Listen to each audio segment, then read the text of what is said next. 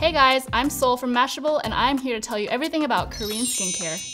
Nowadays, you can't go to any beauty website without seeing something about Korean beauty. Korean beauty has really made a name for itself as one of the top skincare routines for both men and women today. I mean, have you seen those ladies in the Korean dramas? Their skin is poreless. Just like K-pop, this now multi-million-dollar industry has made its way across the globe. So what is K-beauty really? The skincare portion of Korean beauty refers to the highly invested routine that Korean women commit to in order to achieve that optimum level of cleansing, nourishment, and moisture. It has 10 steps.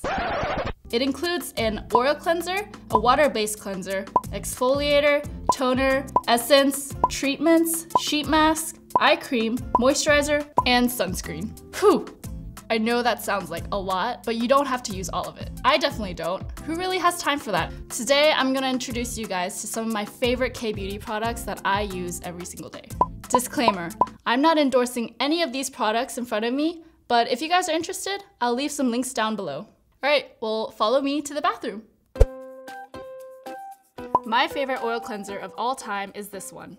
It's great because it has a light, non-greasy formula, so it won't feel like you're rubbing cooking oil all over your face. It's made with rice water, which claims to shrink pores, reduce fine lines, and tighten and brighten your skin. It really does get all of my makeup off, even the stubborn waterproof eyeliner and mascara.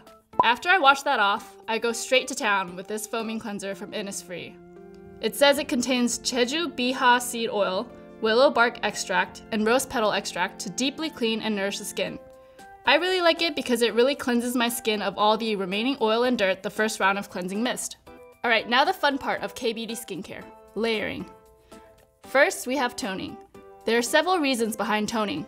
To bring your skin's pH level back down to normal, to cleanse the skin, again, of any remaining dirt and makeup, and to prep your skin for the next steps of skincare. I've been obsessed with this rose water toner by Mamonde. First off, it comes in a huge 500 milliliter bottle that I can use forever. It says it's made with 90.89% damask rose water, which is a type of rose from Bulgaria. Apparently it's supposed to prevent moisture loss by indoor heating, which is great for the wintertime. This is one Korean skincare product that I swear by. It's made by a brand called Isoi that claims they don't use any harmful chemicals in their products, only natural ingredients. It can actually be found in Whole Foods. This serum is aimed to improve scarring, blemishes, and soothe irritation from acne, and it really does. It's one of those products that works slowly, but surely. In Korea, they say you should use 1 sheet mask a day to really see results. I think that's a little too overboard because sheet masks can be time-consuming. I like to use one like this about once a week as a skin pick-me-up on days my skin needs some extra TLC.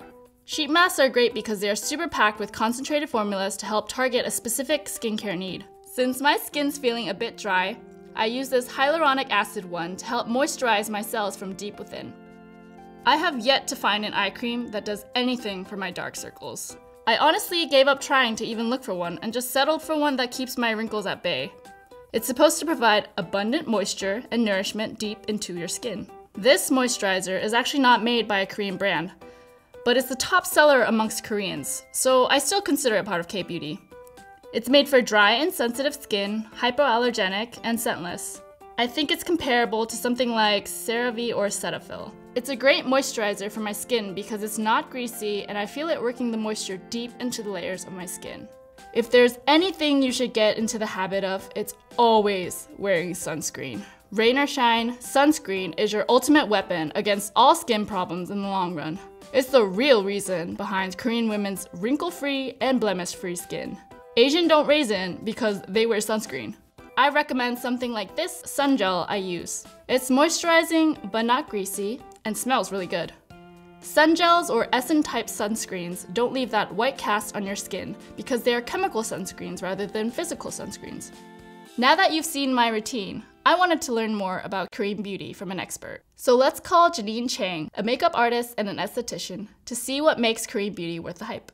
I'm Janine Chang, and I'm located in North Carolina, and I'm an esthetician and a makeup artist. Why do you like Korean skincare? Well, for me, Korean skincare is just really appealing. It's really fun, and it really kind of focuses on self-care and just personal care in general. Why do you think it's so popular? Well, like I said, I think it's really fun, and I think a lot of people can agree on that, especially with like the packaging. I feel like the packaging plays a lot on the role, so it's like good formulation as well as really nice packaging that people can feel happy that it's on their vanity. Considering that, what do you think the general gist or the philosophy behind Korean skincare is? So I feel like to me, it seems like kind of the main theme is having like glowing, moisturized skin, but also how you do it. So, like massaging your skin and everything like that. So not only what you put in, but also how you handle it. So what's the science behind Korean skincare ingredients? From what I've noticed, a lot of skincare brands, they kind of melt together like modern science and traditional herbs and remedies. I feel like it's really is a strong component in Korean culture in general, and they work to incorporate that into the skincare. Oh, that's really interesting. I never thought about it that way. And do you know why there might be so many steps? They all serve smaller purposes for the larger one. Kind of like double cleansing. I feel like double cleansing is like the biggest thing to kind of come out of Korean skincare. So it's kind of like sweeping the floor before you mop it. But it's not all necessary if like you have like sensitive skin or something, What do you think is most emphasized in Korean skincare? Sun care. Sun care, I feel like is especially important through like Korean skincare. If you're fighting like dark spots and everything and you don't use sunscreen, then you're being kind of counterproductive. Right. And last question, how do you think Korean skincare compares to American skincare? So I think there's a really large cultural difference as far as kind of ideology goes. American skincare is a lot more simple, cleanse, tone, and maybe a serum and some moisturizer. I think that also goes with the culture. With Korean culture, I feel like it's really ingrained in you from when you're small, versus like here in America, it's like a luxurious thing, so people don't really invest in it as much.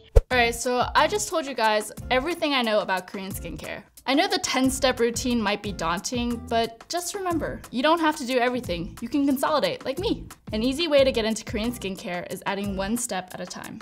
For example, if you're fighting hyperpigmentation, you can add this brightening serum into your routine. If there's anything you guys need to take away from this K-beauty breakdown, it's that you need to double cleanse and use sunscreen. Make sure to comment below your favorite Korean beauty product. I'll see you guys next time. Bye! It's making it kind of weird. I have a very short forehead. I feel so silky smooth. I feel so hydrated. Make sure to subscribe.